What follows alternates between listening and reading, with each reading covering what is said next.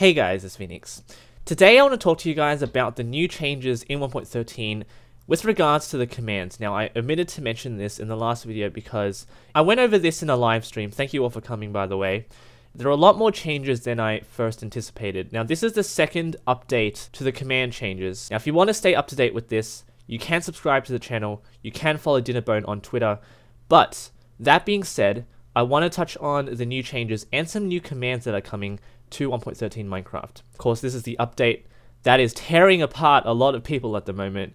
Yes, while this is probably one of the biggest updates we'll ever have in Minecraft in terms of the visual and technical side of Minecraft, we have had similar updates in the past. We will get through this, guys. You can stick around. I will be here to help you guys. I will hold your hand if you really want to.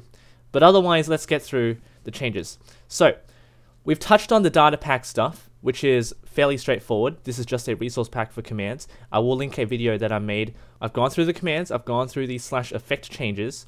Now these are the things that are new. Let's talk about the /clone command.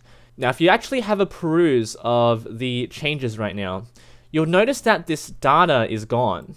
This pertains to the data of the block. So for instance, if you wanted to set block, let's say a variant of the mushroom block, the brown mushroom block or red mushroom block, you'd have to put a data value instead.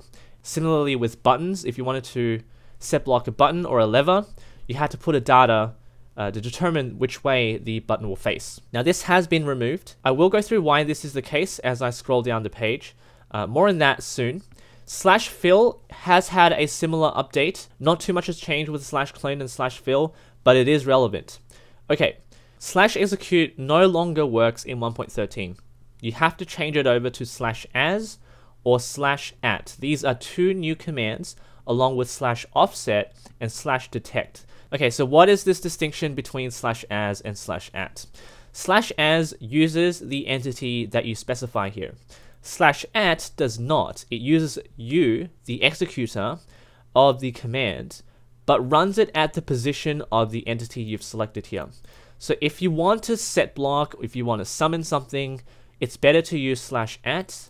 But if you simply want to run the command with the entity in question, so that entity executes the command, use /as. Now, I'm not quite sure why this is done. There are probably some technical issues with the /execute command that we are not aware of. It's not overt to us. However, I can see this is going to be somewhat confusing for a lot of people, but it's not that big of an issue once you've started using these two.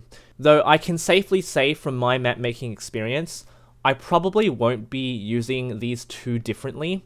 I wouldn't even care as such because I often don't run things relative positionally to an entity anyway. So oftentimes I will be using /as. This one is less common for me.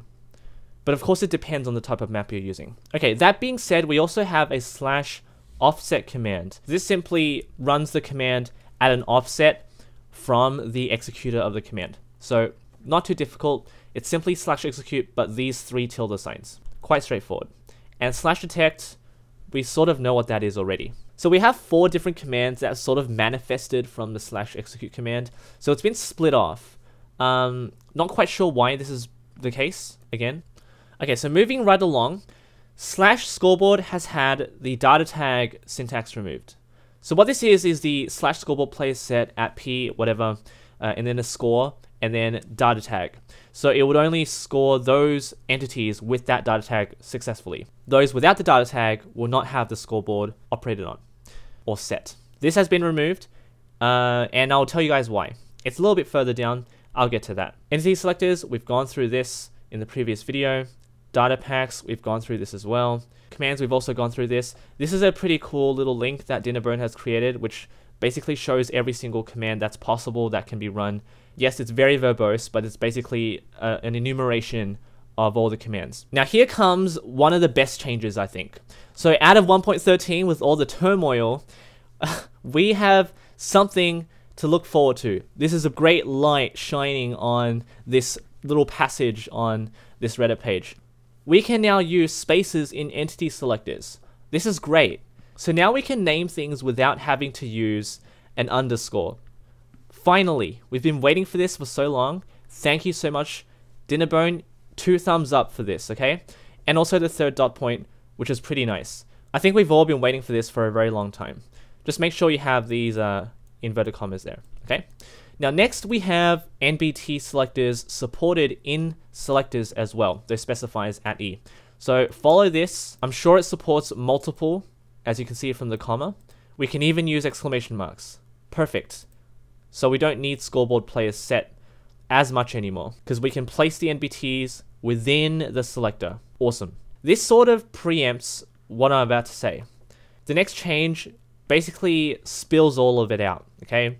Why don't we have the data anymore? The reason why we no longer have to use damage values is because it's all within a single argument.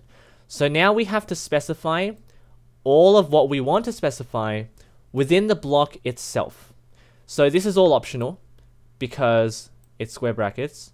But if we want to specify a block with a certain damage value, we need to put it within the block itself. So this is, I think, a double-edged sort of update. The reason why I'm saying this is because this somewhat slams the door shut for a lot of people learning map making, because this can be a little bit discouraging for some people. So if they don't want to do the research, and I'm sure a lot of people, if they have to do something in addition to what they're used to doing, this can be a huge off-put for them. But that being said, this is also great for current map makers because it provides a lot more strength, more power, a lot more flexibility for them because they have a wider range of blocks to choose from. It's also a lot nicer for people editing commands. It's a lot easier for them to read. But again, it's also creeping up on that coding language that a lot of people aren't familiar with, a lot more people aren't comfortable with. So I guess time will tell whether this is something that is totally necessary. It might not be. So now we need to use ID. That's fine. I think we already know that. As I said, states are inside these square brackets directly adjacent to the block that you're choosing. And it's of course optional because it's a square bracket, but it's that extra bit of specification. And lastly, in the context of conditions, testing for blocks, only the states you provided will be tested.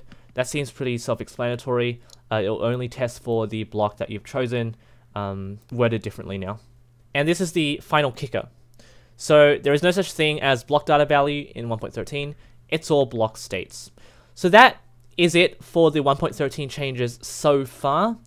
I do expect this list will expand, but this is a very nice reference for a lot of people who might have forgotten about the changes.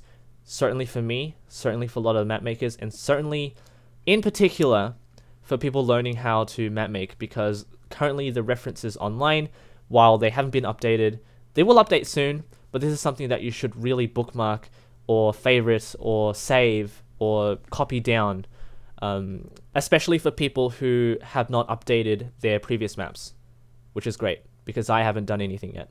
Don't fret, guys. This is just another update. I can see a lot of people are very unhappy, by the way, 1.17 confirmed. But if you guys really despise the 1.13 update, take a breather, go outside, go for a walk, just come back, and then maybe your eyes will lighten up and your mind will open to the possibilities that are coming. So thank you all for watching. I do have some ideas in the future. I will make some tutorials, some updates. I'll keep you guys posted if you don't have Twitter. Thank you all for watching. Take it easy, guys, and take care.